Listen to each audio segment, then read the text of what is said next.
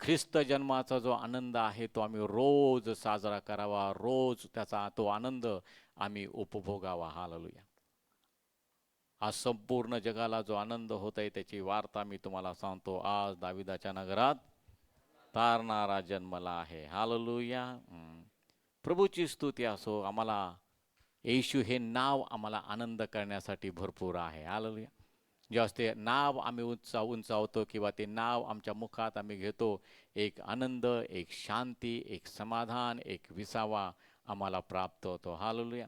देवाचं वचन आम्हाला सांगतं पहा, स्तोत्र संहिता याचा 5वा अध्याय त्याचं 11 आणि 12 वचन वाचूयात. आलो पहिले त्याच्या अगोदर परात्पर देवाचा परमप्रिय पुत्र प्रभू येशू ख्रिस्त याच्या पवित्र नावामध्ये तुम्हा प्रत्येकाचं यश मी स्वागत करतो. 1-2 मिनिट.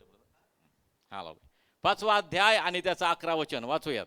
परंतु तुझा आश्रय करणारे सारे हर्ष करोत. त्यांचे तू रक्षण करीतोस म्हणून ते सदा गजर करत. ज्यास तुझे नाम प्रिय आहे ते तुझ्या ठाई उल्हास पावोत. कारण तूच धार्मिकाला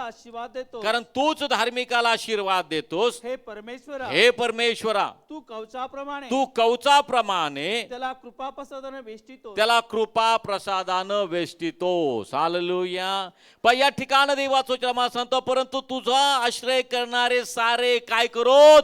हर्ष करोत. हालेलुया. देवाचा आश्रय आम्ही करतो त्यावेळेस बायबल मला सांगते की तुझा आश्रय करणारे सर्व हर्ष करोत. कारण त्या ठिकाणं जो आश्रय आम्ही घेतलेला आहे आणि तो खात्रीचा 100% आशीर्वादाचा किंवा खात्रीचा तो आश्रय आहे. आणि म्हणून मी पाहतो की त्या ठिकाणी ते लोक काय करोत? हर्ष करो. देवाच्या आश्रयाला मी आलेलो आहे. तो माझा सनातन आश्रय दुर्ग आहे. तो माझा रक्षक आहे. तो मला सांभाळणारा देव आहे. तो माझा भार वाहणारा देव आहे. तो मला आरोग्य देणारा देव आहे. मी हर्ष करणार कारण देवानं मला आनंद दिलेला आहे. हालेलुया. तू त्यांचे रक्षण करतोस म्हणून ते सदा गजर करोत. हालेलुया. रक्षण करणारा आमचा देव आहे. हालेलुया. गजर करणारे ते लोक आहेत. देव आमचा रक्षण करताय म्हणून आम्ही नेहमी काय करणं गरजेचं आहे? गजर करणं, उच्च स्वरानं प्रभूला धन्यवाद देणं, उच्च स्वरानं प्रभूची स्तुती करणं. कारण माझा रक्षण करता सदा माझ्या बरोबर आहे. तो काल होता, आज आहे आणि युगानुयुग असणार आहे. हालेलुया. नाशाच्या खाचेतून, दलदलीच्या चिखलातून त्याने आम्हाला वर काढलेलं आहे. आम्हाला खडकावर त्याने स्थिर केलेलं आहे. पुढे देवाचं आम्हाला सांगतं, ज्यास तुझे नाम प्रिय आहे ते तुझ्या ठाई उल्हास पावो. देवाचं नाव ज्यांना प्रिय आहे ते काय करणार आहेत? त्याच्या ठाई म्हणजे देवाच्या ठाई काय करणार आहेत? उल्हास करणार आहेत. आम्हाला प्रभूचा आश्रय मिळालेला आहे. भावांनो बहिणींनो, ज्यांच्या साह्यास याकोबाचा देव आहे ते सर्व कसे आहेत? धन्य आहेत. आणि तुम्ही आणि मी आणि प्रत्येक जण जो ख्रिस्तावर विश्वास ठेवतो ते सर्व लोक आम्ही धन्य आहोत. म्हणजेच आम्ही आशीर्वादित आहोत. म्हणून बायबल आम्हाला पुढे सांगतं, कारण तूच धार्मिकाला आशीर्वाद देतोस. कवचाप्रमाणे कृपा प्रसादानं तो आपल्याला त्या वेष्टन देतो किंवा वेष्टितोस. बायबल आम्हाला सांगतं. आणि तो आमचा देव आम्हाला कवचाप्रमाणे संरक्षण करणारा, आमचं संरक्षण करणार आहे. आणि ते कवच भेदून तुमच्यापर्यंत कुठली बाधक गोष्ट कधी आली नाही आणि इथून पुढेही कधी येणार नाही. हालेलुया. तुमच्या डोळ्याला ती दिसेल पण तुम्हाला ती भिडणार नाही. हालेलुया. देव तुमच्या बरोबर आहे. म्हणून सर्व परिस्थितीमध्ये आम्ही म्हणावं, परमेश्वर चांगला आहे. ज्यानं आम्हावर दया केली तो परमेश्वर चांगला आहे. ज्यानं आमच्यावर आगापे प्रेम केलं तो येशू चांगला आहे. आमेन. हालेलुया. पुन्हा एकदा टाळ्या वाजवूयात. प्रभूला धन्यवाद.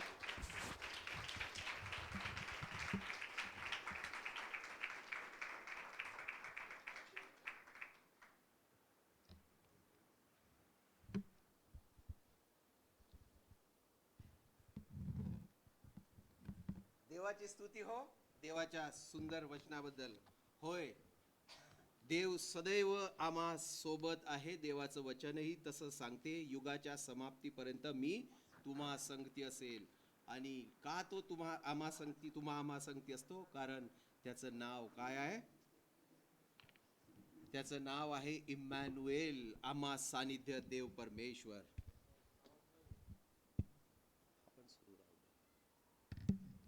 Praise the Lord. आज ही संधी देवाने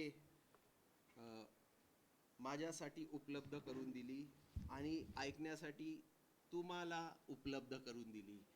आणि मी पास्टरांचे सुद्धा धन्यवाद मानतो आणि देवाचे विशेष आभार मानतो की त्याच्या वचनाची सेवा टहल करण्यासाठी त्याच्या वेदीवर मी उभा आहे आणि ते ग्रहण करण्यासाठी तुम्ही सर्व उभे आहात. आम्ही सर्व देवाचे सेवेकरी आहोत आणि त्याच्या वेदीवर ऐकायला येते त्याच्या वेदीवर काम करणारे असे लोक आहोत. Praise the Lord. देवाची स्तुती हो. मागील काही आणि खचितच पास्टरांनी सांगितल्याप्रमाणे हा ख्रिस्त जन्मोत्सवाचा काळ आहे. जेव्हा आम्ही ख्रिस्त जन्मोत्सवाचा काळ म्हणतो तेव्हा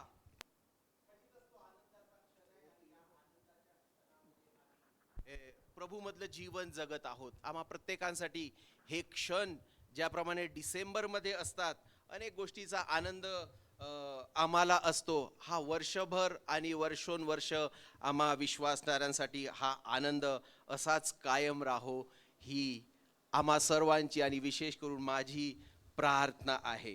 आणि देवाची स्तुती हो. मागील दिवसामध्ये मी एका विषयावर बोलत होतो, म्हणजे एक आज्ञापालन या विषयावर बोलत होतो. मग आता आम्ही ख्रिस्त जन्मोत्सव हा साजरा करत आहोत, तर खचितच तो आनंद आम्हामध्ये आहे, तो उत्साह आम्हामध्ये आहे.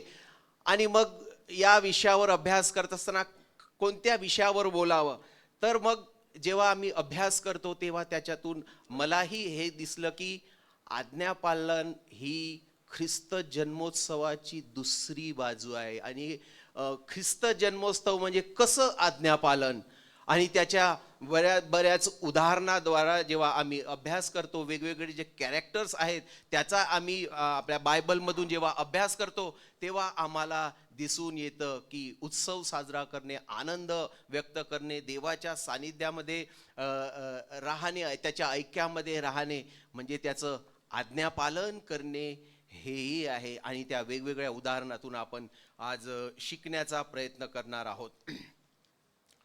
बरेचसे उदाहरण आहेत, म्हणून आज सर्वप्रथम उदाहरण आपण घेऊयात. लूककृत शुभवर्तमान काढा देवाच्या गौरवासाठी कोणी.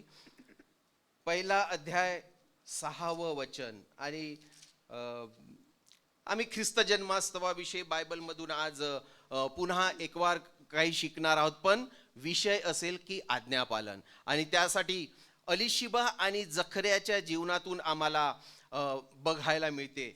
हे दोन कॅरेक्टर जेव्हा आम्ही बघतो देवाच्या वचनातून, तर आम्हाला बघायला मिळते की ते दोघेही देवाची सेवा करणारे होते. जखर्या हा याजक होता, अलिशिबा त्याची पत्नी. आणि वचनामध्ये असं लिहिलेलं आहे की उतार वयापर्यंत त्यांना काही अपत्य नव्हते. आणि ती जी अलिशिबा आहे ती अपत्य म्हणजे तेव्हा त्या क्षणापर्यंत अपत्यहीन होती, असं देवाचं वचन त्या ठिकाणी आम्हाला सांगते. पण असं होत असताना सुद्धा वचनामध्ये असं लिहिलं आहे की जखर्या नावाचा कोणी एक याजक होता, त्याची पत्नी अरोनाच्या कुळातली असून तिचे नाव अलिशिबा होते आणि ती उभयता देवाच्या दृष्टीने नीतिमान होती. ते दोघंही नीतिमान होते आणि प्रभूच्या सर्व आज्ञा व विधी पाळण्यात निर्दोष होती. स्पष्ट वचन आहे, म्हणजे ते आज्ञापालन, दोघंही आज्ञापालन करणारे होते. तरी पण उतार वयापर्यंत, त्यांच्या तारुण्यापासून तर बऱ्याच वयोवृद्ध होईस्तोवर त्यांना काही अपत्य झाले नव्हते. आणि पुढे जाऊन जेव्हा आम्ही बघतो की देवाच्या वेदीवर सेवा टहल करत असताना जखर्या देवाच्या दूताने त्याला दर्शन देऊन म्हणतो की तू भिवू नकोस, तुला एक पुत्र होणार आहे आणि त्याचे नाव तू योहान ठेव. तर यांना जो पुत्र झाला या उभयतांना, तो पुत्र म्हणजे योहान होता. आणि या सर्व तो जो वृत्तांत आहे तो आम्हा सर्वांना माहित आहे. या दोघांना जेव्हा अपत्य नव्हतं, स्वर्गदूत जो आहे जखर्याकडे येऊन त्याने ते प्रगट केलं की आत्म्याच्या प्रेरणेने तुलाही पुत्र होणार आहे, देवाने तुझी प्रार्थना किंवा हाक ऐकलेली आहे. आणि पुढे जाऊन त्यांना योहान हा पुत्र झालेला आहे. देवाच्या वचनामध्ये तो कसा असेल, काय असेल, योहानाबद्दल आम्हाला बऱ्याच काही गोष्टी माहीत आहे. सांगण्याचं तात्पर्य हे म्हणजे उतार वयातही त्यांना योहान हा पुत्र त्या उभयतांना होतात. का तर त्यांच्या आज्ञापालनामुळे तो जखर्या जो आहे हा याजक होता आणि अलिशिबा ही त्याची पत्नी, हे दोघंही नीतिमान होते, धार्मिक होते आणि त्या प्रभूच्या सर्व आज्ञा आणि विधी पाळण्यामध्ये ते निर्दोष होते. स्पष्ट आहे. म्हणजे आज्ञापालनाचा परिणाम या ठिकाणी काय होतो हे आम्हाला बघायला मिळते. आणि या वचनामध्ये पुढे जर आम्ही काही गोष्टी बघितल्या, जखऱ्यांच्या बाबतीत जेव्हा वचन येते आणि तो तिथे देवाचा दूत जेव्हा त्याला म्हणतो की तुला पुत्रप्राप्ती होणार आहे, आता तेव्हा तो काय म्हणतो की मी हे कशावरून समजू. एक प्रकारे तो त्याचा अट्टाहास किंवा त्याचा उलट प्रश्न यामधून आम्हाला दिसून येते. पण असेही असताना जरी का बायबल त्या ठिकाणी सांगते ही देवाची वाणी होती आणि देव जे आहे त्याचे आज्ञापालन करणाऱ्यांना त्याचा परिणाम म्हणून त्यांच्या जीवनामध्ये अद्भुत गोष्टी करत असतो, त्यांच्या आशीर्वादाचं प्रतीक म्हणून. आणि हे दोघं नीतिमान होते आणि हे दोघं देवाच्या दृष्टीने निर्दोष होते, आज्ञापालन करणारे होते. म्हणून त्याने जरी का त्या ठिकाणी अट्टाहास धरला की हे कसं होणार, आम्ही तर आता उतार वयामध्ये आहोत. पण असं असताना सुद्धा देवाची वाणी स्पष्ट रीतीने त्यांच्याकडे आली आणि पुढे आम्हाला योहाना पुत्र त्यांना झालेला बघायला मिळते. आम्ही मनुष्य या जीवनामध्ये जगत असताना आमच्या हातून देवाविरुद्ध वक्तव्य करणं, बोलणं, देवाविरुद्धची कृती, अशा बऱ्याच गोष्टी होत असतात.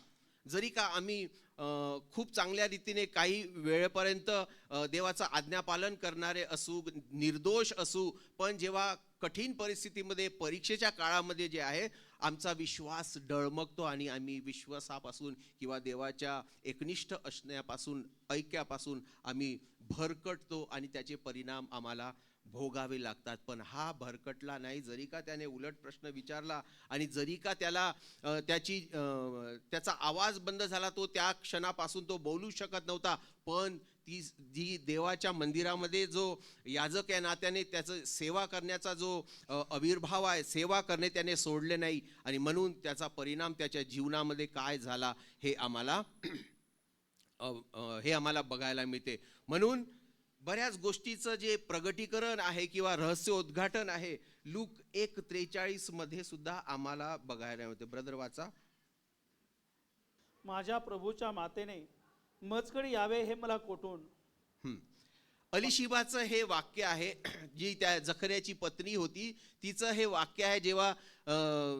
जेव्हा जखऱ्याला देवदूताने देवदूत त्याच्याशी येऊन बोलला आणि मग नंतर आणि मग मरियेला सुद्धा देवदूताने दर्शन दिलं आणि मरिया तिच्या गावापासून अलिशिबाला भेटण्यासाठी तिच्या गावामध्ये गेली, कारण ते दोघं नातेवाईक होते असं बायबलमध्ये लिहिलेलं आहे. आणि जेव्हा ती भेटायला गेली, ज्या पवित्र आत्म्याच्या सामर्थ्याने मरियेच्या पोटामध्ये गर्भधारणा झाली होती, त्याचाच परिणाम जे आहे, त्याच आत्म्याचा परिणाम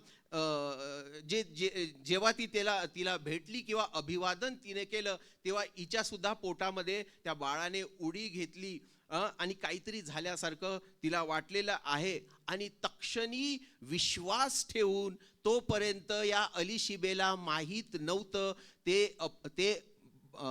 ती बांझ होती, ती अपत्यहीन होती. खचितच त्या समाजामध्ये ती बऱ्याच गोष्टीला सामोरे जात असेल, म्हणजे तिचा अपमान होत असेल, ती अवहेलना समाजामध्ये सहन करत असेल. पण देवाच्या दूताने मरियेने जेव्हा तिला अभिवादन केलं, तक्षणी त्याचा अनुभव जे आहे, त्याचं प्रगटीकरण, ते रहस्याचं उद्घाटन झालेलं आहे. त्याची जाणीव म्हणून ती काय म्हणते, माझ्या प्रभूच्या मातेने माझ्याकडे यावं हा मान मला कोठून. तेव्हापर्यंत ते नातेवाईक होते, दोघंही आपापलं काम करत होते. योसेफ आणि मेरिया आपलं काम करत होती आणि हे दोघे सुद्धा, जखऱ्या आणि अलिशिबा, एक पत्नी म्हणून एकनिष्ठ राहून आपापले काम करत होते. पण जेव्हा भेटते तेव्हा तिच्या तोंडचं हे वाक्य आहे की माझ्या प्रभूच्या मातेने माझ्याकडे यावं. एवढं मोठं प्रगटीकरण तिला झालेलं आहे की समोरची जी स्त्री आहे ती प्रभूची माता, तिच्या प्रभूची माता म्हणजे प्रभू येशू ख्रिस्त या जन्माला येण्या अगोदरच तो प्रभू आहे हे सिद्ध झालेलं आहे. या प्रॉफेसीची पूर्ती झालेली आहे. आणि याही उपर याची जाणीव एका साध्या खेड्यामध्ये राहणाऱ्या अलिशेबेला झालेली आहे. तिने त्या मरियेला प्रभूची माता म्हणून ओळखलेलं आहे. हे एक मोठं रहस्याचं प्रगटीकरण तिला झालेलं आहे. आणि प्रभूच्या मातेने माझ्याकडे यावं आणि मला अभिवादन करावं आणि एक मोठी सुवार्ता, एक मोठी बातमी जी आहे मला द्यावी, हा मान मला कुठून, म्हणजे तिला सुद्धा तेवढा मोठा मान जो आहे मिळालेला आहे. आज्ञापालनाचा परिणाम, आज्ञापालनाचं प्रतिफळ जे आहे, आम्हाला मान मिळतो, आम्हाला सन्मान मिळतो. देवाच्या दृष्टीने ते मोठेपण आम्हाला मिळत असते. देवाच्या दृष्टीने, समाजाच्या दृष्टीने नाही किंवा मनुष्याच्या दृष्टीने नाही. तो मान, तो सन्मान आम्हाला मिळत असतो. आणि ते अलिशेबेच्या जीवनामधून आज्ञापालनाचं फळ म्हणून आम्हाला बघायला मिळते. आणि अशा रीतीने देव जे आहे त्याचं आज्ञापालन करणाऱ्या लोकांना त्याच्या रहस्याचं प्रगटीकरण, त्याच्या ज्ञानाची उक्ती, तो ज्ञानाचा उगम जो आहे त्यांच्यामध्ये होत असताना आम्हाला बघायला मिळते. त्या वचनामध्ये लिहिलं आहे की जो मुलगा होणार आहे त्या मुलाचे नाव योहान ठेवणे. आणि या जोडप्यांना ते दैवीय होते, ते धार्मिक होते, ते आज्ञाधारक होते म्हणून त्यांच्यासाठी हे शक्य झालंय. आणि योहान या नावाचा अर्थ आम्हाला माहित आहे. लूक 1:13 वचन, 58 वचन आणि 63 वचन वाचू नका. पण या सर्व वचनाचा जेव्हा आम्ही अभ्यास करतो तेव्हा आम्हाला कळते की योहानाचा अर्थ होतो की देव काय, देवाची दया, देव दयाळू आहे. योहानाचा इब्री भाषेमध्ये अर्थ असा होतो की देव दयाळू आहे. योहानाचा जन्म, ख्रिस्ताची दया मनुष्य मात्रावर प्रगट झाली, या पृथ्वीवर प्रगट होत आहे, या गोष्टीचं मोठं रहस्य उद्घाटन जे आहे त्या ठिकाणी होत आहे. कारण आणि त्याचं नामकरण ठेवणे सुद्धा हे एक फार अद्भुत बाब आहे. पहा, देवाची आज्ञा पालन करणाऱ्याचा, आज्ञाधारक लोकांच्या जीवनामध्ये कशा अद्भुत घटना होत असतात. त्यांना कसं देवाच्या गोष्टीची आगाऊ सूचना किंवा ते ज्ञान होत असते. वचनामध्ये असं सांगितलेलं आहे की त्याचं नाव योहान ठेव म्हणून हे देवदूताने जखऱ्याला सांगितलं आहे, अलिशेबेला माहीत नाही. पण जेव्हा तो पुत्र झाला, काय नाव ठेवायचं आजूबाजूचे लोक तिला विचारत होते, तर तिने सांगितलं की याचं नाव योहान ठेवायचं म्हणून. पण ही गोष्ट वेगळ्या रीतीने त्या जखऱ्याला माहीत होती. आणि तरी पण जेव्हा त्यालाही विचारण्यात आलं लोकांनी की याचं नाव काय ठेवायचं म्हणून, तर तो मुका होता, तो बोलू शकत नव्हता त्यावेळे.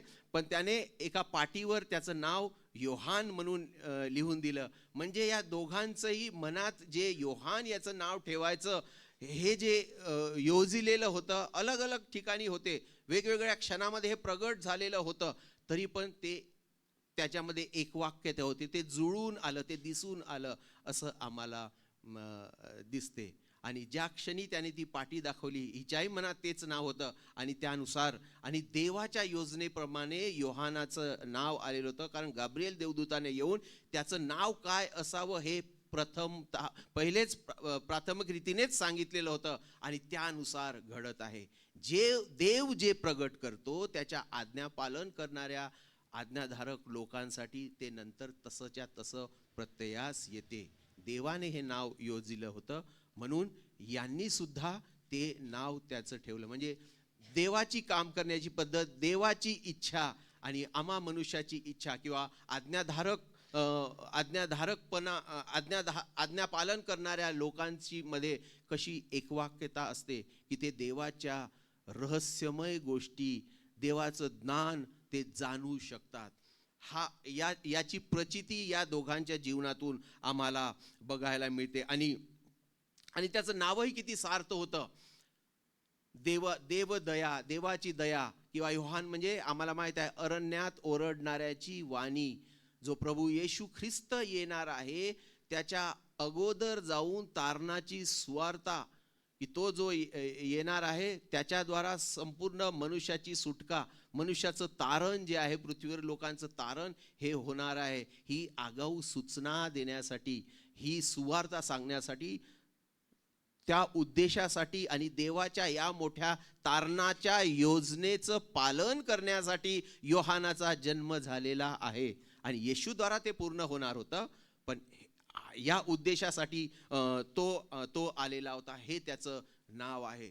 तर ख्रिस्ताच्या येण्याचं आणि ख्रिस्ताद्वारा संपूर्ण मनुष्य जातीचं तारण होणार आहे, या गोष्टीचं प्रगटीकरण हे ज्ञान जे आहे त्यामधून प्रगट होते.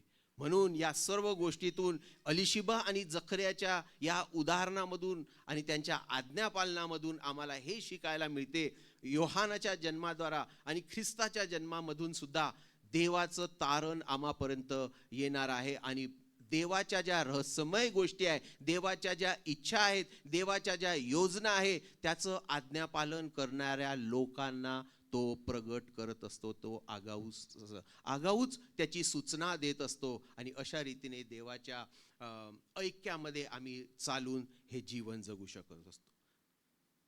Praise the Lord. दुसरं उदाहरण आम्ही बघू. लूक 1:38 वाचा ब्रदर. तेव्हा मरिया म्हणाली, पहा मी प्रभूची दासी, मला तुझ्या वचनाप्रमाणे हो.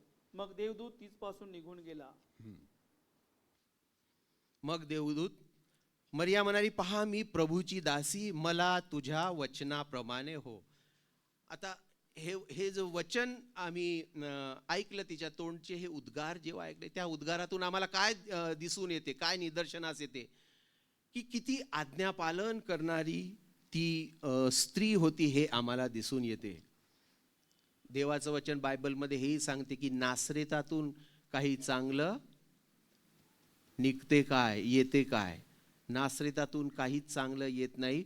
पण देवाच्या अशी भविष्यवाणी असताना सुद्धा, आणि याची वाच्यता ते नेहमी शास्त्री, परुषी, यहुदी लोक करत होते की नासरेतातून काहीच चांगलं येत नाही, उपजत नाही, निर्माण होत नाही. पण देवाची योजना जी आहे ही अद्भुत असते. ते आम्हा मनुष्याच्या आचार विचार कल्पनेच्या परे असते. आणि देव अशाही परिस्थितीमध्ये त्याची योजना पूर्ण करत आहे की एका सामान्य स्त्रीला देवाच्या पवित्र आत्म्याच्या द्वारा गर्भधारणा होऊन जे आहे त्या ठिकाणी प्रभू येशूचा जन्म होताना आम्हाला दिसत आहे. आपण त्याच गोष्टी शिकत आहोत की येशूचा जन्म आणि आज्ञापालन, आणि ते आज्ञापालन करणारे जे व्यक्ती बायबलमधले आहेत, जे कॅरेक्टर्स आहेत, त्यांच्याद्वारा आपण हे शिकण्याचा बघण्याचा प्रयत्न करत आहोत. आणि असंच आज्ञापालन तुम्ही आम्ही लोकांनी, विश्वासणाऱ्या लोकांनी, तेही विश्वासणारेच होते, तेच नातेसंबंधी होते. आजही आम्ही जर केलं तर आमच्या जीवनामध्ये सुद्धा आज देवाचे सर्व आशीर्वादाचा अनुभव आम्ही घेऊ शकतो, तो मान आम्हाला मिळू शकतो. तर आम्ही बघू शकतो, आम्ही समजू शकतो की ती कुमारी माता होणार होती. भविष्यवाणी काय झाली, तो गाब्रिएल देवदूत जो आहे तिच्याकडे येऊन काय बोलला, ह्या सर्व गोष्टी आम्ही वर्षोनवर्ष त्या शिकत आलेल्या, ते सर्व वचनं जे आहे आम्हाला तोंडपाठ आहेत. अशा परिस्थितीत जेव्हा ती म्हणते की मरिया म्हणाली, पहा मी प्रभूची दासी, मला तुझ्या वचनाप्रमाणे होवो. प्रचंड सामाजिक दबाव, शंका कुशंका, कसं होईल, काय होईल, या सर्व विवंचनेमध्ये खचितच ती होती. आम्ही ती वैचारिकता त्या अवस्थेमध्ये आम्ही समजू शकतो. ती वागदत झाली होती. तिचा जो होणारा जो पती आहे योसेफ, तो त्या ठिकाणी यहुदियामध्ये होता, म्हणजे दुसऱ्या प्रांतामध्ये होता, तो यरुशलेमामध्ये होता. आणि ही इकडे नासरेतामध्ये एका गावामध्ये, खेड्यामध्ये ती राहत असताना या विचारामध्ये होती. पण ती पुढे म्हणताय की मला तुझ्या वचनाप्रमाणे हो, आणि मी प्रभूची दासी. जेव्हा ती म्हणते की मी प्रभूची दासी, आणि देवाच्या द्वारा हे वचन आलेलं आहे, देवाच्या दूताने हे वचन आलेलं आहे, तर ती हे शब्द बोलताना मी प्रभूची दासी, म्हणजे जे मोठं काम देवाचं होणार आहे की आणि त्याच्यासाठी देवाने माझी निवड केलेली आहे याची कबुली ती देत आहे. आणि प्रभूच्या जन्मासाठी माझा उपयोग होणार आहे किंवा माझी निवड होणार आहे याची जाणीव, याचं रहस्य उद्घाटन तिला झालेलं आहे, याची समज, याची जाणीव तिला होत आहे. आणि म्हणून ती म्हणत आहे की मी प्रभूची दासी, मी सेविका आहे, मी प्रभूची दासी आहे, त्या प्रभूची, त्या देवाची मी दासी आहे, सेविका आहे. जरी का तिचा माता म्हणून आता पुढे जाऊन एका बाळाला ती जन्म देणार आहे, ती होणारी माता होती, पण ती म्हणते की मी देवाची किंवा प्रभूची दासी आहे. पहा, म्हणजे त्या नातेसंबंधामधला किती मोठे, म्हणजे एका मोठ्या देवाची किंवा प्रभूची दासी म्हणून एका एका एका प्रभूची आई होणार असताना सुद्धा एक स्वतःला ती दासी म्हणून घेण्यामध्ये आनंद मानत आहे. आणि त्या गोष्टीचा त्या भविष्यवाणी दूताने जे सांगितले त्याचा स्वीकार करता की मी देवाची दासी आहे. आणि हो प्रियानो, देवासमोर आम्ही कोण, बरेचदा आम्हाला जाणीवच होत नाही. देवाचा आवाज, देवाच्या या स्पष्ट त्याच्या वचनामधून नेहमी वारंवार आमच्या कानावर पडत असतो, पण आम्ही बरेचदा त्याच्याकडे कानाडोळा करतो, आम्हाला समजत नाही. काहीही असो, पण जे देवाचं वचन आहे जेव्हा स्पष्ट आम्हाकडे येत आहे, हे देव बोललेलं आहे. देव म्हणजे कोणी मनुष्यामधला थोडासा उंच किंवा थोडासा श्रेष्ठ देवाला आम्ही एवढं संकुचित करू शकत नाही. देव म्हणजे देव, जो सार्वभौम, सर्वशक्तिमान, ज्याला काही सीमा नाही, असीमित, जो सर्वश्रेष्ठ आहे, जो सर्व काही करू शकतो, ज्याला सर्व काही संभव आहे, असा जो मनुष्य करू शकत नाही, कोणीच करू शकत नाही, तो जो देव करणार आहे. आणि त्या देवाचा आवाज, त्या देवाची कृती माझ्यामध्ये होणार आहे आणि त्यासाठी माझी निवड झालेली आहे. देवाच्या या मोठ्या कृतीला मी आड येणारी, मी विरोध करणारी किंवा मी त्याला प्रश्नोत्तर करणारी का कसं, मी कोण, हे याची जाणीव तिला झाली. आणि म्हणून ती म्हणते की मी प्रभूची दासी. देवाच्या लोकांनो, देवाच्या योजनेच्या आड आम्ही कधी येऊ नये. देवाचं फक्त आज्ञापालन आणि आज्ञापालनच करायचं असते. आणि तीच ही या ठिकाणी करते.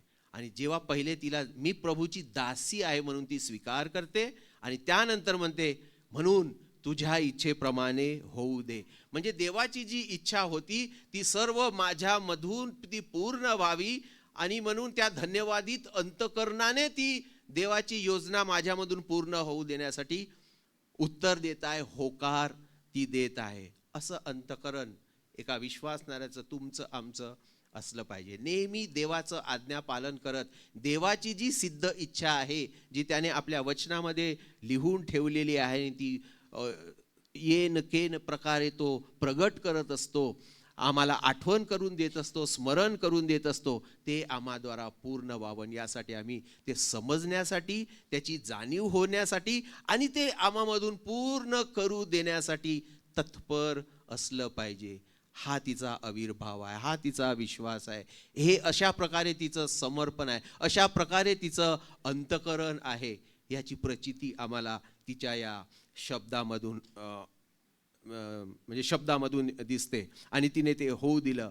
केवढा हा विश्वासूपणा, केवढा हा आज्ञाधारकपणा तिच्या जीवनातून आम्ही होताना बघतो. आणि म्हणूनच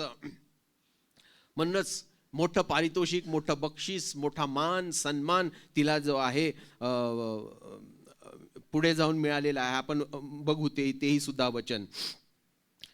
आणि मरियेच्या स्तोत्र त्या 46 पासून त्या सर्व वचनामध्ये 56 पर्यंत वचनामध्ये आम्ही जर बघितलं तर तिने देवाच्या अद्भुत कृत्यांचा किंवा देवाला थोर मानून तो कसा आहे, काय आहे याची जाणीव तिला पूर्णता आहे. म्हणजे देवाविषयीची जी पूर्ण संकल्पना, जाणीव, देव कोण आहे याची जाणीव तिला आहे.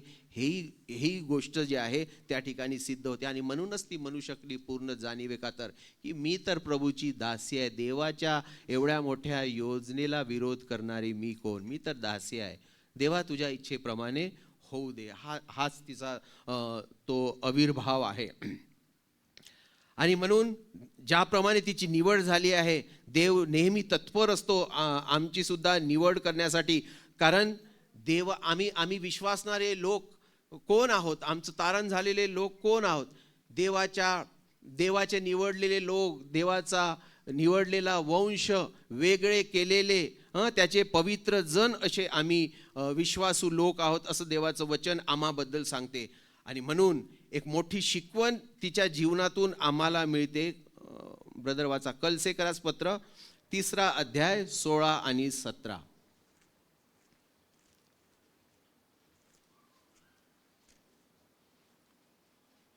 ख्रिस्ताचे वचन तुम्हामध्ये सर्व ज्ञानाने भरपूर राहो. स्तोत्रे, गीते व आध्यात्मिक स्तवणे यांनी परस्परा शिकवण द्या व बोध करा. आपल्या अंतकणात देवाला कृपेच्या पेनेने गा. आणि बोलणे किंवा करणे जे काही तुम्ही करता ते सर्व प्रभू येशूच्या नामाने करा. आणि त्याच्याद्वारे देव जो पिता त्याचे उपकार स्मरण करा. आमेन. आज्ञापालनाचा प्रतिफळ किंवा आज्ञापालन करण्याचा परिणाम काय होतो या वचनातून आम्हाला बघायला मिळते. ज्याप्रमाणे मरियेच्या जीवनातून आम्ही ह्या काही वचनातून जेव्हा शिकलं, तिच्या सर्व जीवनातून, आणि कसं तिची निवड झाल्यानंतर त्या सर्व गोष्टी प्रभूचा जन्म आपल्यामधून होऊ देणे याची निवड झाली असता ते सर्व तिने होऊ दिलं. आणि देवाच्या त्या वाणीवर, भविष्यवाणीवर विश्वास ठेवला. कारण एक वचन त्या ठिकाणी हे आहे, जेव्हा ते संभाषण सुरू आहे तेव्हा देवाचा दूत तिला येऊन म्हणतो की देवासाठी कुठलीही गोष्ट अशक्य आहे काय? देवाचं संभाषण होत असताना ह्या वचनासोबत देवाचा तो दूत हे सुद्धा म्हणतो की देवासाठी कुठलीही गोष्ट अशक्य आहे काय? आणि त्याचं प्रत्युत्तर म्हणून तिने सर्व काही स्वतःला देवासाठी वाहून दिलं. आणि तिला जाणीव झाली की माझी या गोष्टीसाठी निवड झाली आहे, मला या गोष्टीसाठी पाचारण झालेलं आहे, आणि म्हणून तिने सर्व काही होऊ दिलं. देवाची स्तुती हो. तुम्हाला आणि आम्हाला असंच पाचारण झालेलं आहे. आणि आम्हा पाचारण झालेल्यांसाठी आता स्वर्गदूत येणार नाही सांगायसाठी की स्वर्गदूत येऊन गाब्रिएलासारखा देवाची योजना आहे, देव तुमच्याद्वारा असं करणार आहे. आता त्या वेळेमध्ये आम्ही नाही आहोत. स्वर्गदूतापेक्षा अधिक प्रभू येशूला देवाने करून ठेवलेलं आहे. आणि आम्हालाही त्या स्वर्गदूताप्रमाणे देवाने करून ठेवलेलं आहे. ते आपण बघू. पण आम्ही आजचे पाचारण झालेले जे लोक आहे, देव आम्हाला कसं शिकवू शकतो, ह्याच गोष्टी कशी स्मरण देऊ इच्छितो. तर आत्ताच आपण जे वचन वाचलं, कलसे 3:16 आणि 17, ख्रिस्ताचे वचन तुम्हामध्ये सर्व ज्ञानाने भरपूर राहो. देवाने ती सर्व भविष्यवाणी, ती सर्व योजना, देवाचा आवाज, देवाच्या मुखाचे शब्द जे आहेत, आम्हासाठी आजही ती तरतूद जे आहे प्रभू येशूने, देवाने आम्हासाठी करून ठेवलेली आहे. यातून देव बोलत असतो. याच्याशिवाय देव आम्हाशी काही बोलत नाही. आणि ही सर्व तरतूद देवाने करून ठेवलेली आहे. म्हणून ते ख्रिस्ताचं वचन जे आम्हासाठी दिलेलं आहे, आम्ही त्यामध्ये त्यानुसार जर वागलो, त्यानुसार जर वर्तलो, तर देवाचं खऱ्या रीतीने आज्ञापालन आम्ही करू शकतो. आणि म्हणून वचन म्हटलं, ख्रिस्ताचे वचन तुम्हामध्ये सर्व ज्ञानाने भरपूर राहो. जेव्हा ते वचन आम्ही त्याचं पालन करू, तर त्याच्यामधलं देवाची जी इच्छा आहे, देवाचे जे रहस्यमयी ज्या गोष्टी आहे, जे गूढ आहे तुम्हाबद्दलच्या योजना. कारण वचन एकच असते, पण ते वचन आम्हा 10 लोकांसाठी काहीतरी देवाकडून वेगवेगळ्या गोष्टीची अपेक्षा करत असते. देवाची इच्छा 10 लोकांसाठी 10 वेगवेगळ्या प्रकारच्या इच्छा असू शकतात. म्हणून तेच वचन जेव्हा आम्ही त्याचा प्रतिपाळ करतो, तर देवाची इच्छा 10 रीतीने 10 विश्वासणाऱ्यांच्या जीवनामधून सिद्धीस जात असते. आणि देवाने ती तरतूद या सर्व वचनाद्वारा आम्हा विश्वासणाऱ्यांसाठी केलेली आहे. म्हणून ते वचन जे ज्ञानाचं वचन आहे, ज्ञानाने ते भरपुरीने आम्हामध्ये राहो. आणि म्हणून आम्ही आज्ञापालन करणारे विश्वासणारे जर आहोत, तर देवाच्या वचनानुसार आम्ही जे अधिक आणि अधिक चालण्याचा प्रयत्न केला पाहिजे, म्हणजे खऱ्या रीतीने देवाचं आज्ञापालन जे आहे ते पूर्ण होईल. हा एक महत्वाचा भाग किंवा महत्वाची शिकवण जी आहे आम्हाला मिळते. पुढे जाऊन या मरियेने या जगाचं किंवा सामाजिक रीतीने जे आज्ञापालन आहे ते सुद्धा पूर्ण केलं. लूक 2:22, 24 आणि 27 मध्ये आम्हाला शिकायला मिळते की मोशेच्या चालीरीती, मोशेच्या नियमशास्त्रानुसार शुद्धीकरण झाल्यावर, म्हणजे तिचं शुद्धीकरण झालं होतं. शुद्धीकरण झाल्यानंतर ती त्या जे काही तेव्हाची सिस्टम होती, प्रथा होती, त्यानुसार होल्याची किंवा पारव्याची ती जोडी घेऊन यज्ञार्पण करण्यासाठी मंदिरामध्ये जाणं, आणि तेही घेऊन ती गेली होती. ते यज्ञार्पण पण झालं होतं आणि झालेल्या त्या येशू बाळाचं जे आहे समर्पण करण्यासाठी गेले. या तिन्ही गोष्टीतून, या वचनातून आम्हाला हे दिसते की त्यावेळच्या ज्या पद्धती होत्या त्या पद्धतीचं पूर्ण पालन करून देवाचं आज्ञापालन जे आहे तिने केलेलं होतं. म्हणून अशा रीतीने एक विश्वासणारा जेव्हा आज्ञापालन करतो तेव्हा त्यासाठी जे मोठं प्रतिफळ आहे ते आम्हाला मिळते, आणि मोठं प्रतिफळ मरियेला सुद्धा मिळालं आहे. लूक 1:28 काय प्रतिफळ मिळालेलं आहे? तेव्हा देवदूत आत तिचकडे येऊन म्हणाला, हे कृपा पावलेले कल्याण, प्रभू तुझबरोबर असो, स्त्रियांमध्ये तू धन्य आहेस.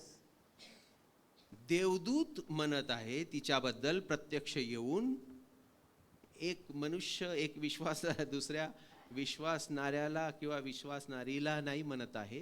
प्रत्यक्ष देवदूत ह्या कृतीला जेव्हा ती होऊ देते मरिया आपल्या जीवनातून, निवड झाल्यानंतर, पाचारण झाल्यानंतर, त्याचं प्रतिफळ, त्याचा परिणाम, त्याचं बक्षीस काय आहे तर स्त्रियांमध्ये तू धन्य आहे. आणि हे कोण म्हणताय? देवाचा स्वर्गदूत गॅब्रिएल येऊन प्रत्यक्ष तिला म्हणताय. असा परिणाम, असं बक्षीस, असा मान सन्मान आम्हाला मिळत असतो, आणि आजही ते देण्यास देव समर्थ आहे.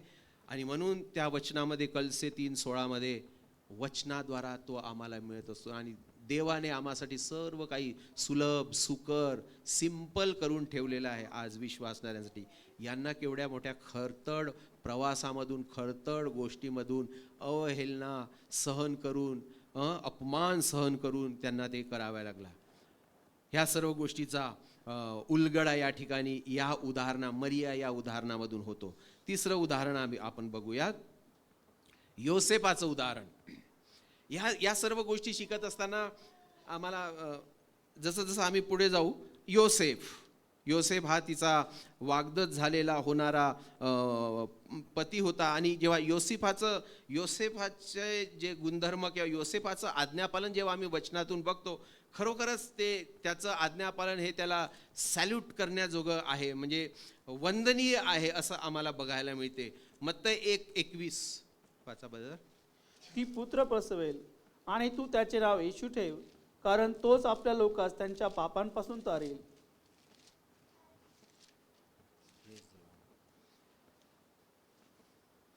वीस 21 20-21 ठीक आहे. म्हणजे तिला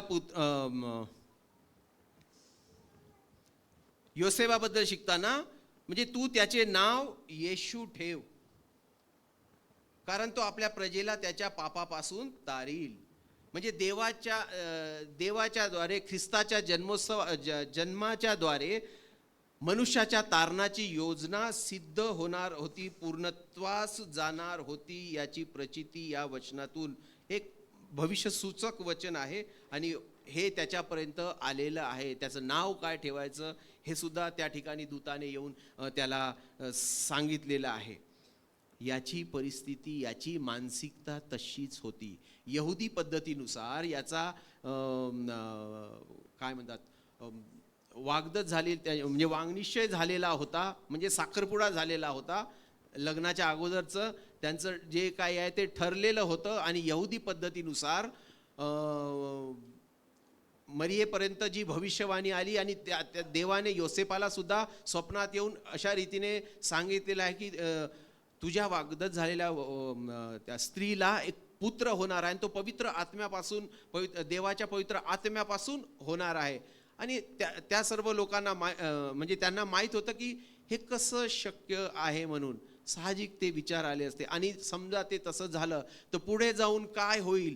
समाजातले लोक आणि यहुदी तर फार म्हणजे किचकट, म्हणजे त्यांच्या त्या रूढीवादी आचार विचार कल्पनांना घेऊन त्याचं पालन करण्यास ते किती कट्टरवादी होते. वचनामधून ते आम्हाला शिकायला मिळते त्यांच्या चालीरीती कशा होत्या.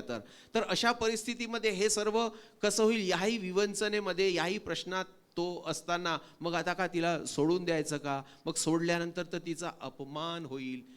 ह्या सर्व एक पॉझिटिव्ह आणि एक निगेटिव्ह या दोन्ही गोष्टीचं द्वंद्व त्याच्या मनामध्ये योसेफाच्या मनामध्ये खचितच आणि कदाचित चाललेलं असेल. कारण आम्हाला हे माहीत नाही. आम्ही एक विचार करू शकतो, मनुष्याची जी विचार करण्याची एक हे असते त्यानुसार आम्ही समजू शकतो की त्याच्या मनामध्ये किती वेगवेगळ्या सामाजिक गोष्टी, धार्मिक गोष्टी, या सर्व गोष्टीचं प्रेशर त्याच्या आणि रिलेशनशिपचं प्रेशर त्याच्या मनावर असेल. पण त्याही परिस्थितीत तो देवाला भिवून वागणारा व्यक्ती होता म्हणून त्याने त्या स्त्रीचा स्वीकार केलेला आहे असं वचनामध्ये आम्हाला दिसून येते. आणि यावरून तो किती समर्पित होता, तो किती आज्ञाधारक होता याची प्रचिती आम्हाला मिळते. कारण स्वर्गदूताने जेव्हा त्याला सांगितलं की तुला जो पुत्र होणार आहे त्याचे नाव येशू ठेव म्हणून, आणि ही वाणी झाल्यानंतर तक्षणी तो लागलीच म्हणजे त्याची इमिजिएट ॲक्शन जे आहे तो तिच्याकडे गेला, तिला घेऊन तो पुढे बेथेलहेमाला गेला असं देवाचं वचन त्या ठिकाणी आम्हाला सांगत आहे. म्हणजे त्याने या सर्व काय करू, कसं करू, होईल का, देव असं का करत आहे, पण देवाचा दूत प्रत्यक्ष येऊन बोलला ही देवाची वाणी आहे, ही देवाची योजना आहे आणि ही देवाची योजना आहे याची जाणीव त्याला झाली. आणि म्हणून ते आपल्या जीवनातून होऊ द्यावी म्हणून त्याने स्वतःला जे आहे त्याची सुद्धा निवड झालेली आहे याची जाणीव त्याला झाली. आणि म्हणून हे होऊ द्यावं, कारण ही देवाची इच्छा आहे म्हणून हे होऊ द्यावं असा त्याचा मानस झाला, असा त्याचा निर्णय झाला. आणि जेव्हा त्याचा निर्णय पक्का झाला त्याचा परिणाम आम्हाला हे बघायला मिळते की त्याने तेव्हा म्हणजे लागलीच त्याने जे आहे आपल्या स्त्रीला सोबत घेतलं. आणि पुढे जाऊन त्या वचनामध्ये लिहिलं आहे तिथे त्या कैसराच्या पद्धतीनुसार काय लिहिलं आहे तो शब्द, नावनिशीसाठी नावाची नोंदणी होत होती. कुटुंबामधले जे परिजन आहेत त्यांची नोंदणी होत होती आणि ते नोंदणी करायसाठी तो बेथेलहेमाला गेलेला आहे. मी माझ्या याच्यानुसार मी ही गोष्ट जेव्हा वाचली, आम्ही जेव्हा सुवार्ता वगैरे सांगत असतो तेव्हा बरेचदा या गोष्टी एक विवाद म्हणून, डिस्कशन आणि विवाद म्हणून आमच्या कानावर येत असतात. अरे प्रभू येशू कसा जन्म झालेला असेल किंवा कसं काय दोघाच्या संयोगाविना कसा काय जन्म होऊ शकतो, अशा विरोधी गोष्टी किंवा डिबेट एक नेहमी होत असते. पण मग हे जेव्हा वचन वाचलं, देवाची जी प्रत्येक कृती असती, देव जे जे काही गोष्टी करत असतो, का नोंदणी करायची गरज होती, का रजिस्ट्रेशन करायची गरज होती. आणि याचा फायदा जो आहे तो योसेफ घेऊ शकला असता, पण त्याने त्याचा निर्णय बनवलेला होता. आपल्या सद्विवेक बुद्धीला त्याला त्यावेळेस जे पटलं, देवाला भिवून वागणारा होता म्हणून ही देवाची वाणी आहे आणि देवाने मला पाचारण केलेलं आहे म्हणून त्यावर ठाम निर्णय करून आपल्या स्त्रीला घेऊन ते रजिस्ट्रेशन करायसाठी त्या ठिकाणी गेला.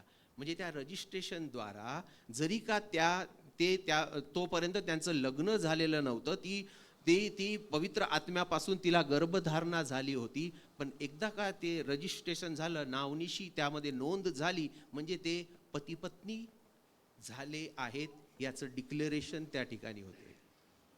तर अशा विवादाला हे तोड म्हणून नाही आहे, पण हे जेव्हा गोष्टी आम्ही जेव्हा वचनाचा अभ्यास करतो आणि त्याचं प्रगटीकरण आम्हाला होते, फार एक मनाला एक आनंद मिळतो. म्हणजे मला सुद्धा ते झालं, नोंदणी करायसाठी ते गेले होते.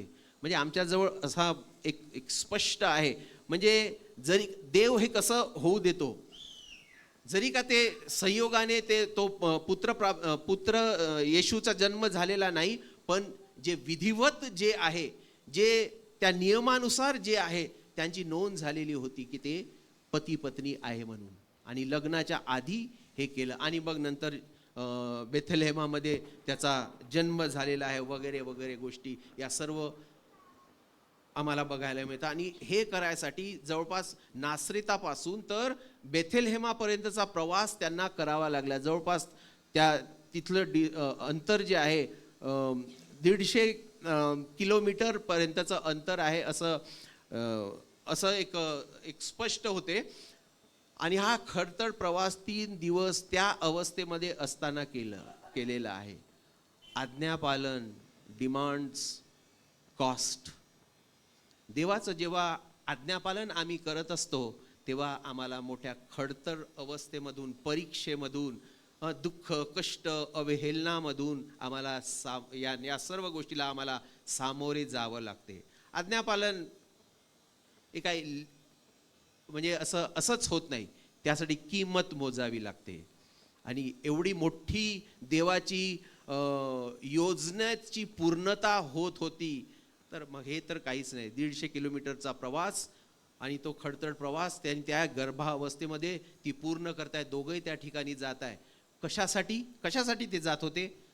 रजिस्ट्री करण्यासाठी, नावाची नोंदणी करण्यासाठी, की ते दोघंही उभयता पती पत्नी आहे म्हणून. आणि ते झालं. आणि त्यानंतर ते येशू बाळ जे आहे ते या जगामध्ये आलं. आज्ञापालनाची कृती होत असताना किंमत मोजावी लागते. यांनी सुद्धा ती किंमत मोजलेली आहे. अवहेलनेच्या रूपामध्ये असो, सामाजिक प्रेशर असो, किंवा आता मी काय करू, हे करू की ते करू, या सर्व गोष्टीला सामोरे जावं लागते. योसेफाच्या जीवनामधून अजून गोष्टी आम्हाला शिकायला मिळतात. यावर हे दिसते की त्याने त्या स्त्रीचा पूर्णपणे स्वीकार केलेला आहे, म्हणून दूताच्या वारीनंतर तिला घेऊन तो त्या ठिकाणी गेला. आणि मग येशू बाळ त्या ठिकाणी आलेला आहे असं आम्हाला दिसते. आणि हे सर्व होत असताना देवाचा आवाज स्पष्टपणे त्याच्यापर्यंत येत होता. आणि हे जे कृत्य योसेफाने केले, हे लोक काय म्हणतील किंवा समाज काय म्हणेल, आणि यासाठी एक सोय म्हणून नाही आहे ती नावनिशी किंवा ती जे नोंदणी करणं. अरे पहिलेच तरतूद करून घ्यावी, म्हणजे कोणी काही म्हणणार नाही, समाज किंवा अन्य लोक काही म्हणणार नाही, यासाठी ते नव्हतं. हा विचार त्याच्या मनामध्ये नव्हतं, यासाठी तो नोंदणी करायला गेला नव्हता. तर देवाची सिद्ध इच्छा हे दोघं पती पत्नी आहेत आणि एक विधिवत त्यावेळेचा जो त्या मुलकाचा त्या प्रांताचा जो नियम आहे त्याचीही परिपूर्ती करण्यासाठी आणि देवाच्या नियमाची परिपूर्ती करण्यासाठी हे सर्व होत होतं. आणि योसेफाने ते आपली पूर्ण सद्विवेक जो आहे जागृत ठेवून ते होऊ दिलं आणि ते त्याने केलेलं आहे. हे आज्ञापालन आहे. आणि आम्ही सुद्धा योसेफाप्रमाणे आमच्या प्रांताचे, आमच्या राज्याचे, आमच्या सरकारचे जे नियम आहे त्याचं सुद्धा पालन आम्ही केलं पाहिजे. आणि आमचा देव परमेश्वर याचे जे नीती नियम आहे त्याचं सुद्धा आम्ही पालन केलं पाहिजे. हे योसेफाच्या या उदाहरणावरून आम्हाला शिकायला मिळते. आणि देव योसेफा संगती होता. योसेफाला कधीच त्याने सोडलं नाही. आणि आता हे बाळ एवढं छोटं होतं आणि आम्हाला वचनातून हे माहीत आहे, तो हेरोद जो राजा होता त्याने फरमान काढलेलं होतं, जेवढे जे लहान लेकरं आहेत त्या प्रांतामध्ये नासरेतामध्ये झालेलं आहे. कारण भविष्यवाणी फार पूर्वी झालेली होती की यहुदाचा राजा जन्म घेणार आहे, नासरेतामध्ये येणार आहे. मग त्यांना ते भय होतं यहुदी लोकांना किंवा त्या राजाला, म्हणून सर्व 2-3 वर्षाच्या लेकरांचा उच्छेद करणे, नायनाट करणे, त्यांना मारून टाकणे, हे फरमान त्या ठिकाणी घातल्या गेलेलं होतं. आणि याही परिस्थितीमध्ये देवाने त्या योसेफाला एकटं सोडले नाही.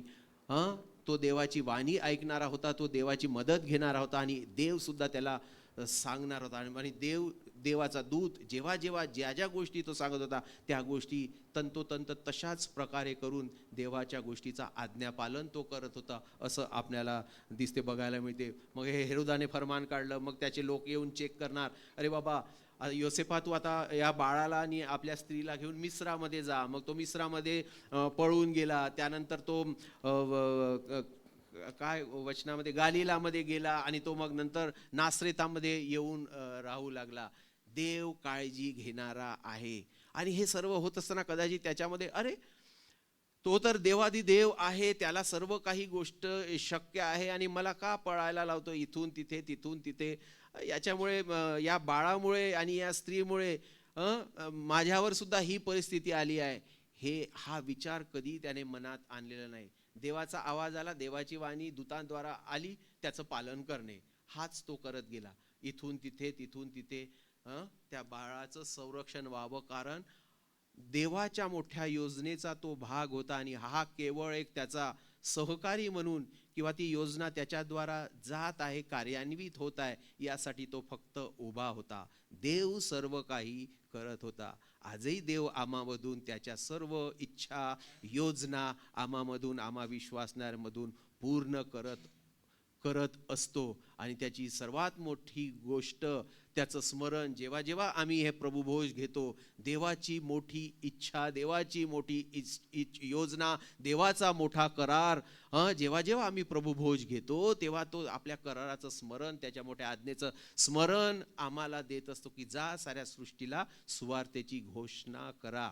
पिता, पुत्र आणि पवित्र आत्म्यामध्ये त्यांना बाप्तिस्मा द्या. जे अजूनही या मेंढवाड्याच्या बाहेर आहेत, त्या अशा मेंढरांना, जे देवाशिवाय, प्रकाशाशिवाय, दयेशिवाय जीवन जगत आहेत, या जगामध्ये त्यांना या मेंढवाड्यामध्ये आणण्याची जबाबदारी आम्हा विश्वासणाऱ्यांवर आहे. याचं स्मरण नेहमी तो देत असतो आहे. आणि हे आज्ञापालन करणाऱ्या आज्ञाधारक लोकांच्या जीवनामध्ये, आम्हा लोकांच्या जीवनामध्ये हे होत असते. योसेफाच्या जीवनामधून या गोष्टी आम्हाला शिकायला मिळतात. Praise the Lord. अजून एक उदाहरण, शिमोन पेत्र. लूक 2:30-31. ब्रदर वाचा. विदेशात प्रगटीकरण होण्यासाठी उजेड व तुझ्या इस्रायल लोकांचे वैभव, असे जे तुझे तारण. लूक 2:30-31.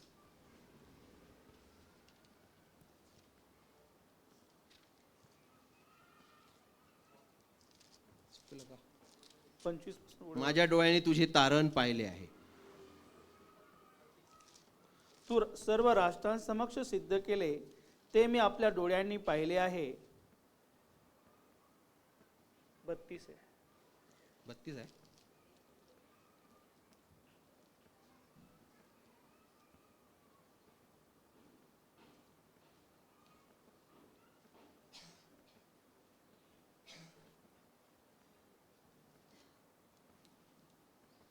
ओके.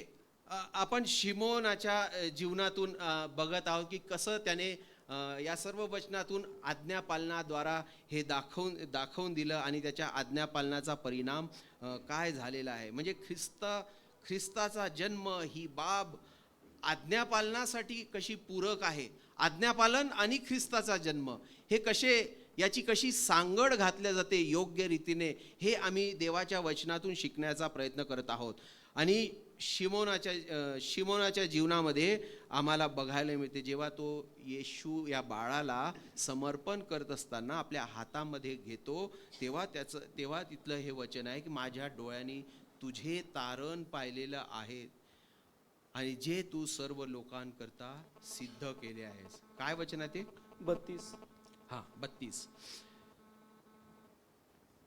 तर या शिमोन कोण होता, शिमोन कसा होता याचा जेव्हा पाठपुरावा आम्ही करतो तेव्हा शिमोन आम्हाला बघायला मिळते. आणि या सर्व गोष्टीतून आम्ही जेव्हा शिकत आहोत, आम्ही योसेफाबद्दल शिकलो, आम्ही मरियेबद्दल शिकलो, आम्ही त्याचे इतर नातेवाईक जे आहेत त्यांच्या अलिशिबा आणि जखऱ्याबद्दल आम्ही पाहिलेलं आहे. आणि आता शिमोन, तर त्याच्याबद्दल लिहिताना देवाचं वचन त्या ठिकाणी म्हणते की तो म्हणजे वयोवृद्ध होता.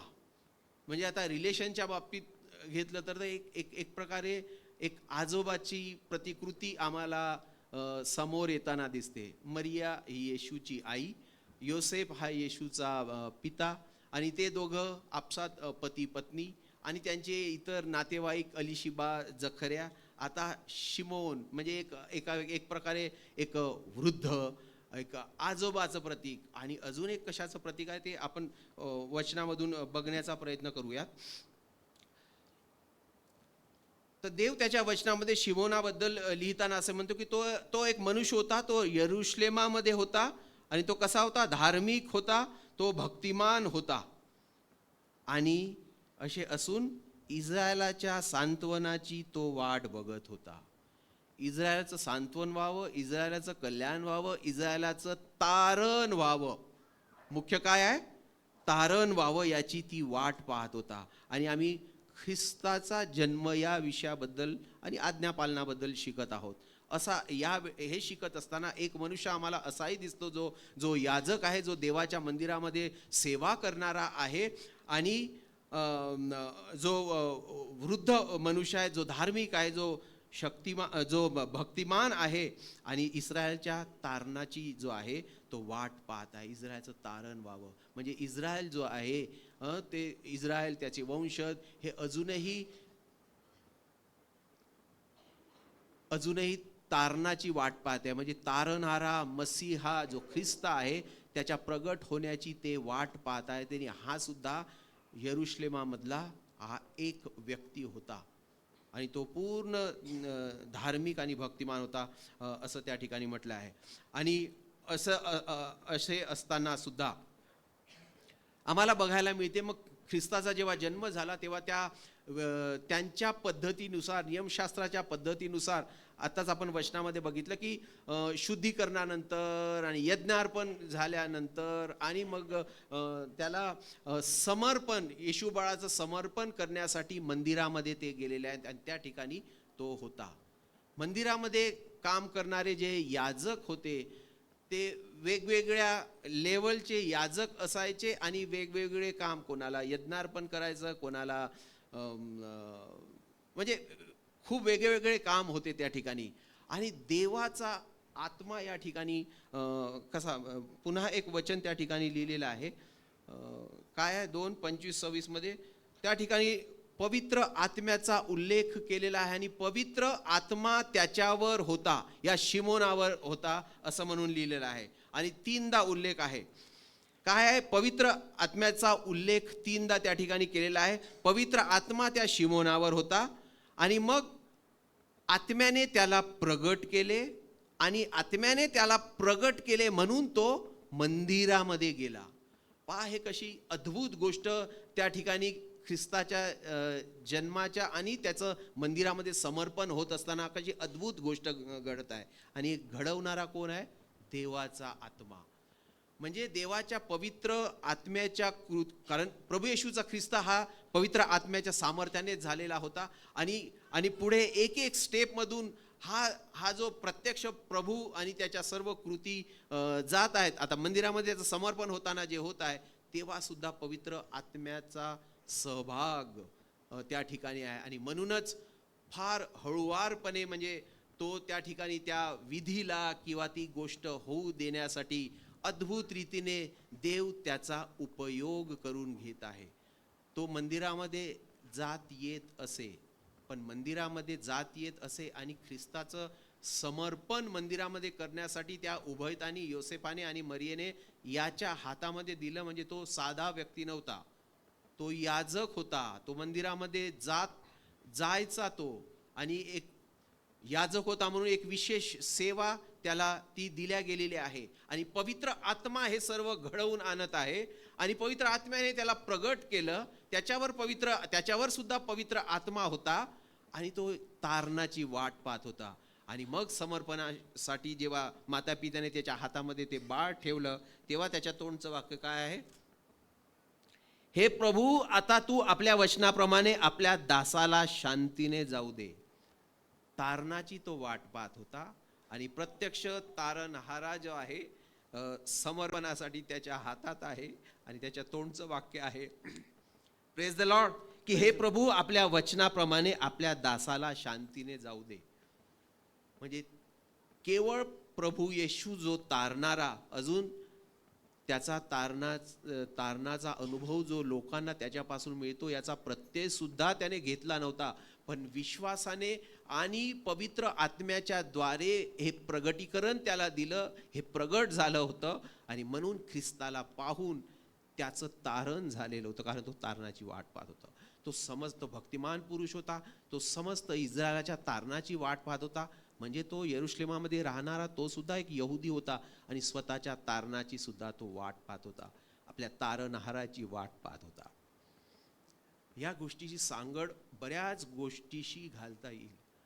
आम्ही आता बघतो की इस्रायल राष्ट्र जे आहे ते युद्धामध्ये आहे. ज्या बऱ्याच लोकांना माहित आहे कशासाठी हे सर्व चाललेलं आहे, कशासाठी ते सर्व चाललेलं आहे. जागा, भूमी ही देवाची, ही आमच्या देवाची. कारण काहीही असो, या ठिकाणी एक उदाहरण देते आणि विश्वासाने आणि आज्ञापालनाने देवाचा आत्मा त्याला प्रगट करणार आहे की हाच तुझा तारणहारा आहे आणि आपल्या हातामध्ये घेऊन माझं तारण झालं, हा विश्वासाने तो कबूल करत आहे, ते स्वीकारत आहे. आणि अजूनही इस्रायली लोक लढत आहे, अजूनही इस्रायली लोक त्या मसीहाची, त्या तारणहाऱ्याची वाट पाहत आहेत. त्यांना त्याची ओळख अजून पटलेली नाही आहे. आणि हे देव याचं रहस्य उद्घाटन, याचं प्रगटीकरण, जे देवाचे आज्ञा पालन करणारे, जे साधेसुधे विश्वासणारे साधेसुधे लोक आहेत, देवाचं वचन जेव्हा आम्हापर्यंत येते त्याचं जसंच्या तसं पालन करणारे, आज्ञा पालन करणारे जे लोक आहेत त्यांना प्रगट करत असतो. जे खूप जास्त शहाणपणा करणारे किंवा जास्त कीच काढणारे, हे का असं का तसं का नाही, हे त्यांना नाही. म्हणून कदाचित मला माहित नाही, पण माझी जी समज आहे त्याचाच एक भाग आहे, अजूनही ते इस्रायली लोक, अजूनही ते यहुदी लोक तारणहाऱ्याची वाट पाहत आहे. तारणहारा तर येऊन गेला, पण आम्हाला जे देवाने त्याच्या वचनात सांगितलं आहे की इस्रायलाच्या कल्याणासाठी प्रार्थना करा, त्यांच्या तारणासाठी, त्यांच्या शांतीसाठी, त्यांच्या कोटामध्ये शांती नांदो, हे आम्हासाठी आज्ञापालनाचा भाग आहे. आणि आम्ही हे विश्वासणाऱ्या नात्याने आज हे आम्ही करत राहिलं पाहिजे. देव त्याची ओळख ज्याप्रमाणे या याजकाला दिलेली आहे, या शिमोनाला दिलेली आहे, एक दिवस खचितच त्याची ओळख की तो तारणहारा आहे, स्वतः तो प्रगट करणार आहे आणि ते लवकर होणार आहे. येणारा तो येईल, विलंब लावणार नाही. देवाचं येणं जवळ होतं आणि म्हणून या शिमोनाच्या जीवनामध्ये आज्ञापालनाची कृती किती महत्त्वाची आहे. त्याच्याद्वाराच जे आहे तारण त्यालाही प्राप्त झालं आणि तारण येणाऱ्या मागच्या पिढीला होणार होतं. म्हणून ज्या काही वहिवाटी होत्या, जे काही करणं होतं ते तो होऊ देत आहे. आणि म्हणून त्या उभयताने माता पित्याने त्याच्या हातामध्ये बाळ दिलं आणि ते समर्पित देवाला मंदिरामध्ये तो समर्पित करत आहे. याच्यामधून त्याचंही एक आज्ञापालन जे आहे दिसते. आणि फार एक सुंदर सांगड जे आहे पवित्र आत्म्याच्या सामर्थ्याची, पवित्र आत्म्याच्या प्रगटीकरणाची जे आहे, देव या ठिकाणी या सर्व वचनातून करताना आम्हाला दिसत आहे. देवाची काम करण्याची पद्धत प्रियांनो अशी आहे, देवाचं जे हे कोरलेलं वचन आहे, पवित्र आत्मा त्याच्या सामर्थ्याने जे आहे ते पूर्णत्वास नेत असतो.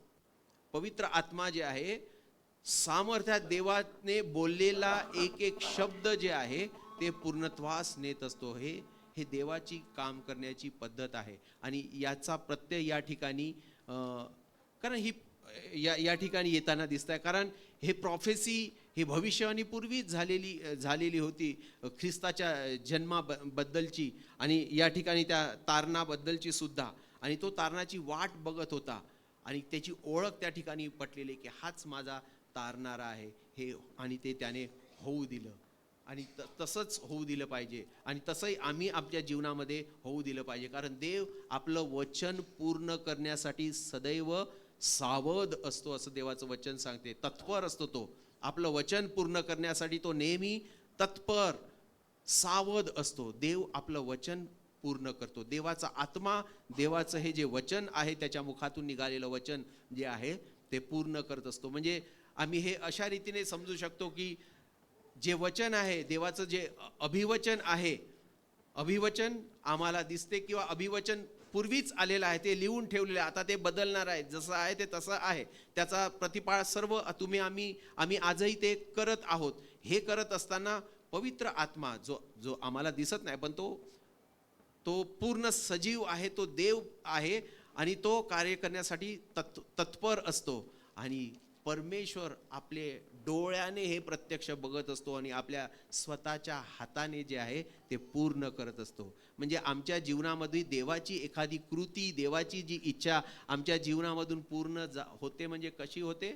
तो आत्मा आम्हाला सहाय्य करत असतो, आणि देवाचे डोळे आणि देवाचे हात आमच्या हातामधून आणि आमच्या डोळ्यामधून जे आहे, आमच्या पायामधून ते कार्य करून ती एखादी काम देवाच्या योजनेचा भाग पूर्ण करत असतात. अशा रीतीने आम्ही ते समजून घेतलं पाहिजे. शिमोनाने अशा रीतीने समजलं, आणि आम्हा विश्वासणाऱ्यांना सुद्धा अशा रीतीने समजलं पाहिजे. त्याची आठवण जी आहे या सर्व वचनातून देव आम्हाला देत आहे.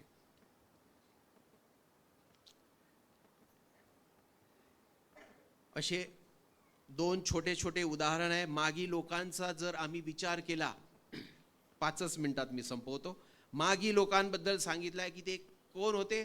ते ज्ञानी लोक होते, ते मागी लोक होते. मागी म्हणजे मागे चालणारे, फॉलो करणारे, पाठपुरावा करणारे. पण ते यहुदी नव्हते. त्या लिहिल्या वचनात की ते पूर्वेकडून आलेले लोक होते. जेव्हा ख्रिस्ता मत्तय 2:2 मध्ये यहुद्याचा राजा जन्मला आहे, तो कोठे आहे?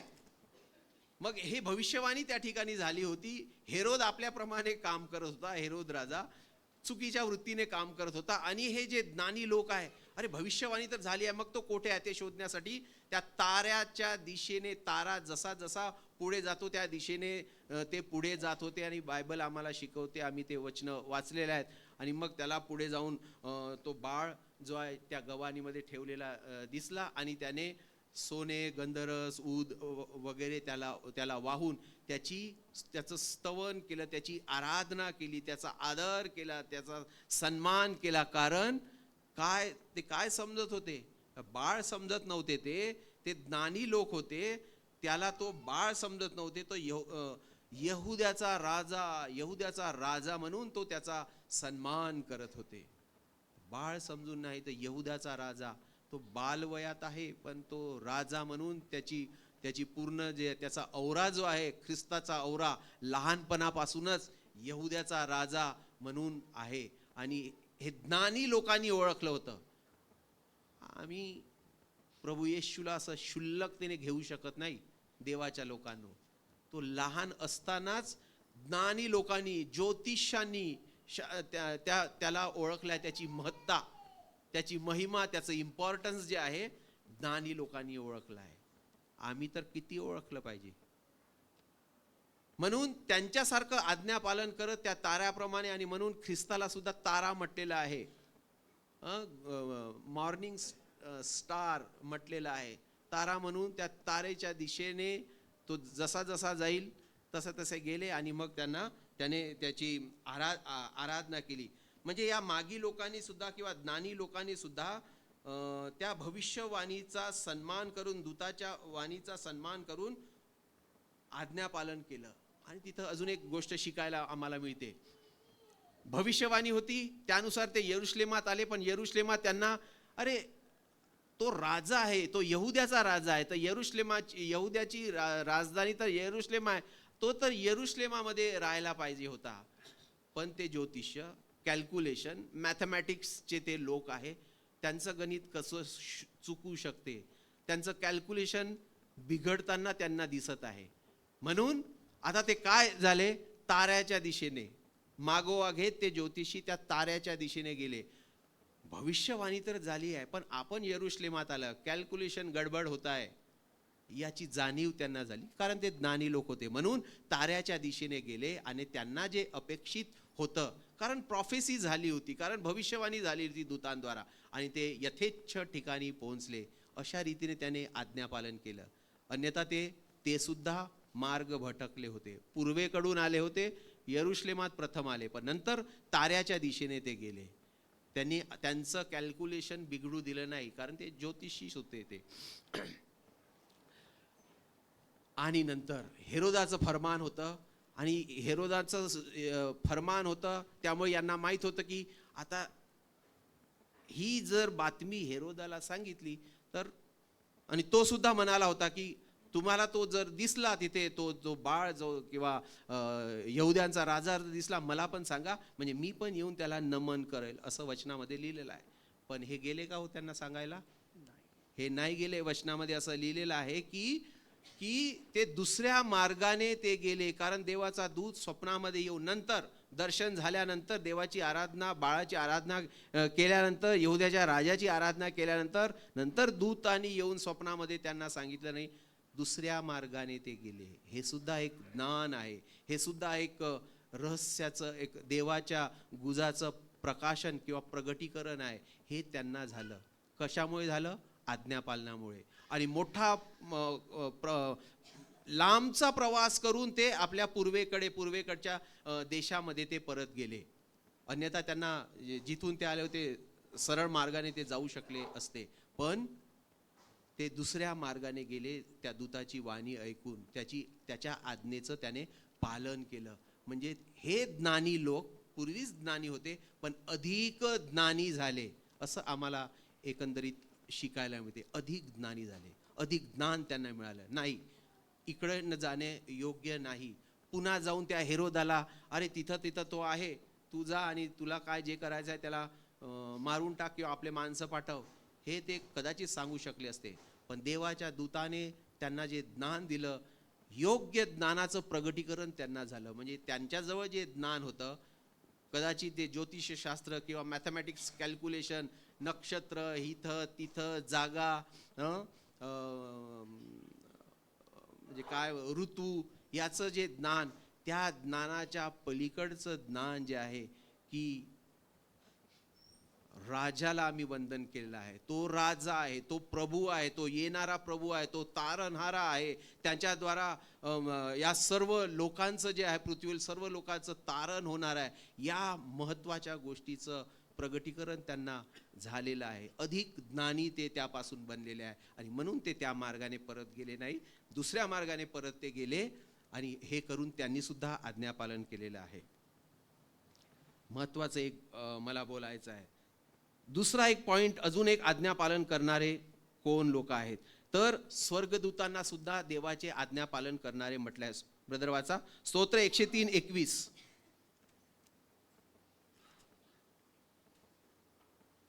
स्तोत्र 103:21. अहो परमेश्वराच्या सर्व सैन्यांनो, जी तुम्ही त्याची सेवा करून त्याचा मनोदय सिद्धीस नेता, ती तुम्ही त्याचा धन्यवाद करा.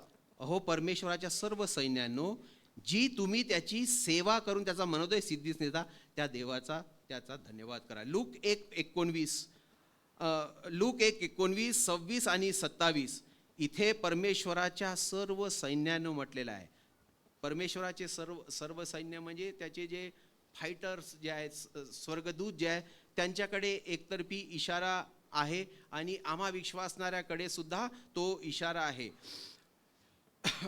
आणि या देवाच्या लूक 1:19, 26 आणि 27 या वचनात जेव्हा आम्ही बघतो, तेव्हा जो गाब्रिएल नावाचा जो देवदूत आहे, त्याने जखर्याला आणि मरियेला योहानाच्या आणि ख्रिस्ताच्या जन्माविषयी सांगितले. म्हणजे देव कसा दूतांच्या द्वारा, स्वर्गदूतांच्या द्वारा त्याचं काम करून घ्यायचा, किंवा त्याच्या योजना त्यांच्या द्वारा तो पूर्ण करून घ्यायचा, किंवा त्यांचा सहभाग देव जो आहे स्वतः त्या स्वर्गदूतांचा सहभाग त्याच्यामध्ये ठेवत असायचा. जेव्हा आम्ही बाकीच्या वचनात बघतो मेंढपाळांना मेंढपाळांनी ती सुवार्ता ऐकली आणि ते सुद्धा त्यांच्या कानापर्यंत पोहोचली. ख्रिस्ताच्या जन्माविषयीची देवदूतांपर्यंत आली आहे. आणि लूक 2:13 नुसार स्वर्गातील सैन्याचा समुदाय सुद्धा त्या ठिकाणी एकत्र झालेला आहे असं देवाचं वचन सांगते. म्हणजे हे सर्व स्वर्गीय सैन्य किंवा देवदूत किंवा हे जे मेंढपाळ त्या ठिकाणी त्या जन्माच्या वेळी त्यांना ती बातमी लागली किंवा ते जमा झाले, ते काही विशेष कामगिरीसाठी आले होते आणि ती कामगिरी जेव्हा पार पाडली ते परत गेले. म्हणजे यावरून इब्री 1:14 वाचा. यावरून आम्हाला देवाची योजना देव कशी त्या स्वर्गदूतांच्या द्वारा सुद्धा पूर्णत्वास नेतो, कसा त्यांना एक सहभागी बनवतो आपल्या योजनेचा, याची सुद्धा जाणीव किंवा याची सुद्धा ओळख होते आम्हाला. फार सुंदर वचन आहे. ते सर्व वारशाने तारण प्राप्ती होत असलेल्यांसाठी सेवा कराव्यास पाठविलेले असे परिचारक आत्मे नाहीत काय? आता हे कोणाबद्दल आहे? त्या वचनाच्या पूर्वार्धामध्ये येशूबद्दल सांगितलं आहे आणि येशू हा स्वर्गदूतांपेक्षा कसा मोठा आहे हे सर्व सांगितलेलं आहे. आणि मग 14व्या वचनामध्ये, शेवटच्या वचनामध्ये असं सांगितलेलं आहे, म्हणजे त्या वचनानुसार वारसाने, आम्ही कोणाचे वारसा? जितक्यांना देवाचा आत्मा चालते ते देवपुत्र आहेत. आम्ही त्या स्वर्गीय देवाचे पुत्र आहोत, संतान आहोत. आणि त्याचं प्रथम फळ म्हणजे प्रभू येशू ख्रिस्त. आणि आम्ही त्याच्यापासूनच निर्माण केलेले तो वारसा हक्क पुढे चालवणारे आम्ही लोक आहोत. वारशाने तारण मिळणार आहे, त्यांच्या सेवेसाठी ते आत्मे परिचारक आहेत. म्हणजे हे आत्मे आम्हाला कशासाठी दिलेले आहेत? आमची सेवा टहल करावी, शुश्रूषा करावी, परिचारकता आमची करावी, यासाठी हे आत्मे दिलेले आहेत. मंडईमध्ये ते आत्मे आहेत. तुम्हाला सांगतो कसे आहेत. म्हणजे तारण पावलेले रास, वारशाने तारण ज्यांना मिळणार आहे, तेव्हा तर ते वचनाचा जो कार्यकाल होता ते देवाच्या म्हणजे प्रभू येशू ख्रिस्ताचा कार्यकाल होता. पण त्याच्या पुढचं लिहिलेलं आहे की वारशाने ज्यांना तारण मिळणार आहे त्यांच्यासाठी ते परिचारक आत्मे नाही काय? स्वर्गदूत देवाच्या राज्यामध्ये, स्वर्गामध्ये सुद्धा आहेत. ते देवाची सेवा टहल करतात, वेदीवर इकडे तिकडे वेगवेगळ्या कामासाठी, ज्या कामासाठी त्यांची निवड आहे. पण आज विश्वासणाऱ्यांसाठी सुद्धा हे परिचारक आत्मे, हे दूत देवाने ठेवलेले आहेत. तारण पावलेल्यास, वारशाने ज्याला तारण मिळालेलं आहे, आम्हाला वारशाने तारण मिळालेलं आहे. माहिती आहे, देवाची सुवार्ता आम्हापर्यंत आली, आम्ही ते स्वीकारली आणि आज आमचं तारण झालं. याला मिळालेलं वारशाने हे आम्हाला मिळालेलं तारण आहे आणि त्या तारणामध्ये आम्ही चालत आहोत. आमच्यासाठी ते परिचारक आत्मे आजही देवाने ठेवले आहेत. पुन्हा सांगतो एक वचन. आणि हे दूत 1 कोरिंथ 11:10 पौल या संदर्भात संदर्भ देतो या वचनातून. आणि या संदर्भात काय सांगत आहे? यामुळे देवदूतांकरिता सेने आपल्यावर असलेल्या अधिकाराचे चिन्ह मस्तकावर ठेवावे हे योग्य आहे. त्या ठिकाणी कशाच्या संदर्भात ती बाब सुरू आहे की मंडळीमध्ये स्त्रियांनी मस्तक आपलं झाकावं. मस्तक, कारण मस्तक म्हणजे प्रभू येशू ख्रिस्ताचं दर्शक आहे. आणि म्हणून का झाकावं याबद्दलचं भाष्य त्या ठिकाणी केलेलं आहे. कारण प्रभू येशू ख्रिस्त हा देवाचं दर्शक आहे, म्हणून तो मस्तक आहे. आणि मनुष्य म्हणजे मनुष्य जो आहे, पुरुष जो आहे, हे त्याचं दर्शक आहे. आणि स्त्री जी आहे मनुष्यापासून निर्माण झालेली आहे, म्हणून तिला मस्तक उघडे ठेवणे हे शोभायमान नाही किंवा चांगलं नाही. म्हणून मंडळीमध्ये तिने मस्तक झाकावं. आणि 11:10 काय लिहिलं आहे 1 कोरिंथ, तिथे एक शब्द आलेला आहे. ब्रदर ते वाचा वचन. यामुळे देवदूतांकरिता स्त्रीने आपल्यावर असलेल्या अधिकाराचे चिन्ह मस्तकावर ठेवावे हे योग्य आहे. 7 पासून काय आहेत का? पहिले करी 11:10.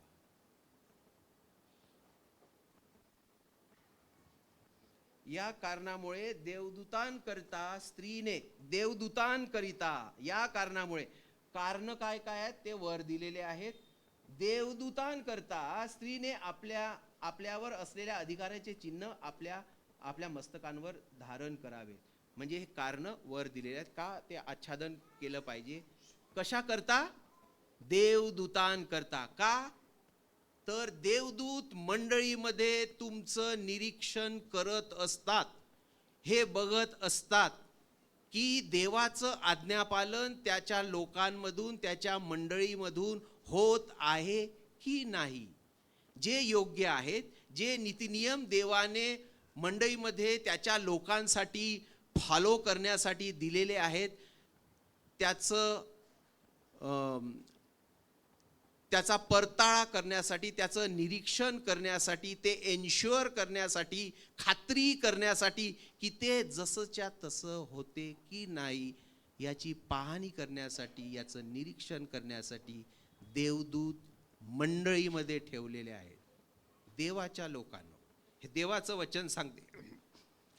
देव जो भयास योग्य आहे, देवाने तुम्हा आम्हासाठी त्याच्या नियमांचं, त्याच्या वचनाचं पालन जसंच्या तसं करावं म्हणून तरतूद केलेली आहे.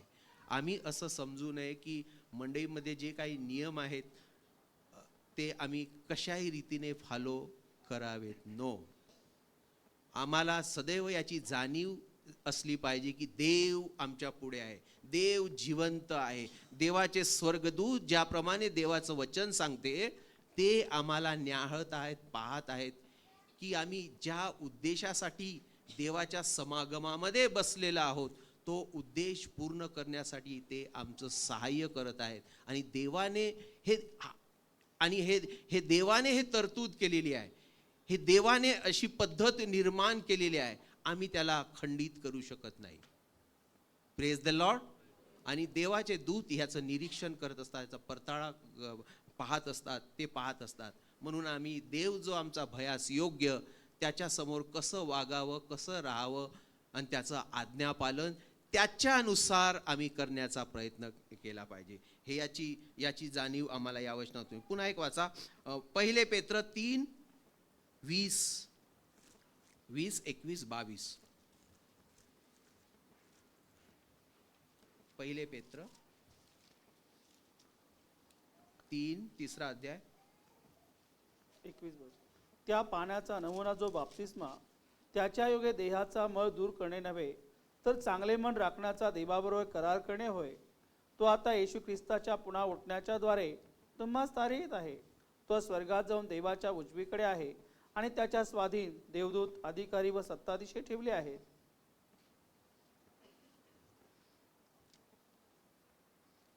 तर या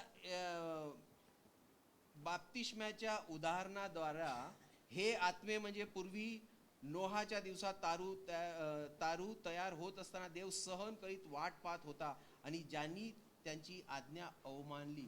म्हणजे या तीनही वचनातून देव फरक करून देत आहे की देवाच्या वचनाचे, देवाच्या आज्ञेचं पालन न करणारे लोक आणि देवाचे आज्ञांकित म्हणजे जे देवाचे दूत आहे यांच्यामधला जो फरक आहे, हा फरक या वचनातून देव आम्हाला दाखवत आहे. आणि देवाच्याच लोकांनी त्या जे मोठं तारू बांधण्यात आलेलं होतं तेव्हा सर्व वाणी झाली होती की ज्यांना वाचायचं आहे त्यांनी त्या तारवात येऊन राहावं. पण कोणी आले का? तो नोहाचा परिवाराशिवाय आणि काही प्राण्याशिवाय कोणी गेले नाही. ही आहे अवाज्ञा, देवाचं आज्ञापालन न करणं. पण हे देवाला याची जाणीव आहे आणि देव आम्हावर प्रीती करणार आहे आणि पुन्हा देवाच्या आज्ञेचं पालन आम्हाद्वारा होऊ नये म्हणून ते परिचारक आत्मे जे आहे देवाने आम्हासाठी आमची शुश्रूषा करण्यासाठी, आमचा परिचारक करण्यासाठी ते आत्मे जे आहे आज्ञांकित केलेले आहे. ते जे स्वर्गदूत जे आहे आमची सेवा टहल करत असतात, जिथे आम्ही कमी पडतो आमचं सहाय्य, आमचं मदत, आमचं मार्गदर्शन करत असतात आणि देवाचा आत्मा हे त्यांच्याकडून करवून घेत असतो.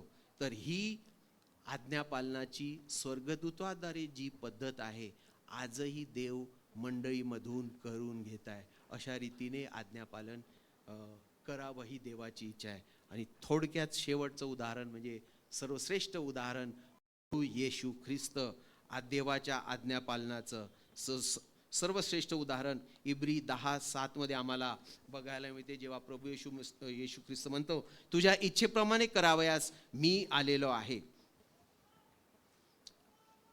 वाचा ब्रदर. यावरून मी म्हणालो, पहा हे देवा, ग्रंथपटात मजबशी लिहून ठेवले आहे, तुझ्या इच्छेप्रमाणे करण्यासाठी मी आलो आहे. हे वचन,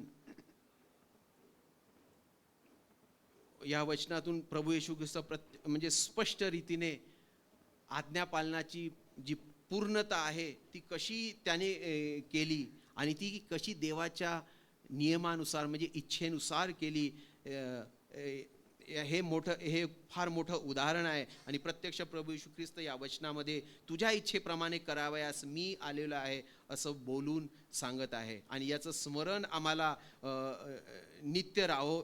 आणि हे करत असताना, हे करण्यासाठी जेव्हा मनुष्याच्या तारणासाठी स्वर्गामध्ये जी तयारी चाललेली असेल की कोणाला पाठवावं, तेव्हा प्रभू येशूने, ख्रिस्ताने ही दाखवलेली स्वतःहून तयारी आहे किंवा हे त्याचं प्रतिउत्तर आहे, त्याचा प्रतिसाद आहे की मनुष्याच्या तारणासाठी मी जाणार आहे. हे देवा, हे पित्या, तुझी जी योजना आहेत मनुष्याच्या तारणाबद्दलची ते तुझ्या इच्छेनुसार पूर्ण करण्यासाठी, मग ते करत असताना किती हाल अपेष्टा हो. जरी का प्रभूला माहित होता की त्या वधस्तंभाच्या एका मोठ्या त्रासदीमधून त्याला जायचं आहे, पण तरीही तुझ्या इच्छेप्रमाणे करावयास मी आलेलो आहे अशी तयारी जी आहे तो दाखवत आहे. म्हणजे आज्ञाधारकपणा जो आहे, प्रभू येशूने त्या ठिकाणी आपल्या आज्ञाधारकपणाच्या पहिल्या कृतीने देवाने म्हणजे प्रभू येशूने आम्हाला हा नाताळ दिलेला आहे ना. म्हणजे देवाच्या योजनेनुसार, देवाच्या प्रीती कारण, देवाचं दान म्हणून प्रभू येशू ख्रिस्त या पृथ्वीवर आला. कुमारी मरियेच्या पोटी त्याने जन्म घेतला. तर ख्रिस्ताचा जन्म म्हणजेच नाताळ जे आहे, ही जी आहे आज्ञाधारकपणाची एक फार मोठी कृती होती. कारण ख्रिस्ताचा जन्म सुद्धा त्या देवाच्या वाणीनुसार देवाच्या योजनेचा एक भाग होता. आणि म्हणून आज्ञाधारकपणाची पहिली मोठी कृती जी आहे, तर त्या कृतीनेच आम्हाला नाताळ मिळाला. आणि कल्वरीच्या अद्भुत कृत्यांद्वारे आज्ञा पालनाचा मोठा कळस जे आहे, त्या आज्ञा पालनाचा मोठा कळस देवाने त्यावर चढवलेला आहे. ह्या दोन्ही कृती अद्भुत आहे. जन्मामुळे जे आहे नाताळ आम्हाला मिळतो. आज्ञाधारकपणाची एक पहिली लेवल जी आहे, मोठी लेवल क्रॉस होते. पण वधस्तंभाच्या किंवा कल्वरीच्या कृतीमधून जो कळस आहे आज्ञापालनाचा, तो कळस त्या प्रभू येशूच्या द्वारा गाठताना आम्हास मिळतो. आणि म्हणून प्रभू येशूचं कल्वरीवरील अद्भुत कृत्य हे सर्वश्रेष्ठ उदाहरण आहे. आज्ञापालनाचं शेवटचं आणि मोठं सर्वश्रेष्ठ उदाहरण जे आहे प्रभू येशू ख्रिस्त आहे. फिलिप्पीकरास पत्र 2:7 आणि 8 सर्वांना परिचित असं वचन आहे. तर त्याने स्वतःला रिक्त केले, म्हणजे मनुष्याच्या प्रतिमेचे होऊन दासाचे स्वरूप धारण केले आणि मनुष्य प्रकृतीचे असे प्रगट होऊन त्याने मरण आणि तेही वधस्तंभावरचे मरण सोशिले येथपर्यंत आज्ञापालन करून त्याने स्वतःला लीन केले. ही वधस्तंभावरचं कृत्य जे आहे, हे आज्ञापालनाचं सर्वात श्रेष्ठ कृत्य आहे आणि शेवटचं कृत्य आहे. यापेक्षा अधिक श्रेष्ठ काहीच होऊ शकत नाही. आणि हे प्रभूने हे केलेलं आहे. आणि म्हणूनच त्याचा मान, त्याचा सन्मान जो आहे प्रभूला सुद्धा, ख्रिस्ताला त्या मिळालेला आहे. आणि लास्ट वचन हेच आहे की जेव्हा यार्देन नदीमध्ये त्याचा बाप्तिस्मा होत असताना ते बाप्तिस्मा होत असताना त्याच्याबद्दल फार मोठी भविष्यवाणी त्या ठिकाणी स्वर्गातून झालेली आहे आणि प्रत्यक्ष प्रभू येशूबद्दल पिता जो आहे मोठी साक्ष देताना आम्हाला त्या वचनामध्ये मत्तई 3:17 बघायला मिळते की येशूच्या आज्ञाधारकपणाची साक्ष हा पिता सुद्धा देत आहे आणि तो त्या ठिकाणी काय म्हणत आहे की हा माझा पुत्र मला हा परमप्रिय आहे, यावर मी संतुष्ट आहे, अशी साक्ष प्रत्यक्ष पिता आपल्या पुत्राविषयी या वचनामध्ये देत आहे. आणि हे आज्ञाधारकतेचं प्रभू येशू ख्रिस्त हे सर्वश्रेष्ठ आणि शेवटचं उदाहरण आहे. यापेक्षा अजून जास्त काहीच होत नाही, काहीच असू शकत नाही आहे.